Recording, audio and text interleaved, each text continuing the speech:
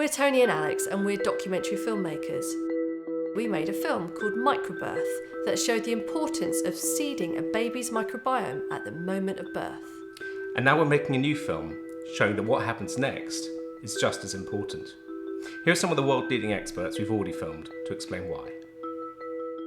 Over the first days, weeks, months of life, we start acquiring our microbes. Our microbiome doesn't really stabilise until we're 2 to 3 years old. By the time we hit 2 or 3, our microbiome starts to settle down, and then it's pretty stable until we get to about 60 or 70 years old. The first 3 years of life is absolutely critical for the developing microbiome and for the developing immune system. You need to get the exposure to the right kinds of bacteria under that age, under the age of 3. If it happens later than that, it may be too late to train your immune system to respond appropriately. The greatest gift we could give to an infant for a healthy life course is really to ensure that those bacteria, those microbes can inhabit the gut respiratory tract and other tissues that are designed to be there. Any interruption during that period is likely to have lifelong consequences, both for the composition of the microbiome and for the child's developing immune system. So that's our best chance, actually,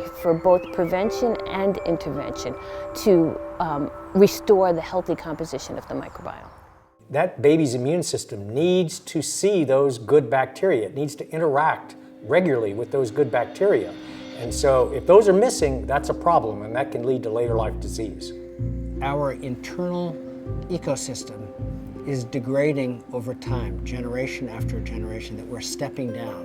That each generation is being born with less diversity than the one before it. I think we have to reverse this trend urgently. I think all of the diseases of Western lifestyle that weren't prevalent a generation ago and that are becoming increasingly prevalent are going to be tied clearly to an influence of the microbiome.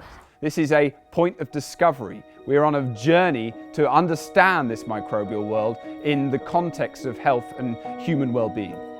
We use science to try to solve problems and to reach new solutions, and there's a lot of interest in the microbiome. And I'm hoping that that will lead to those new insights and new solutions.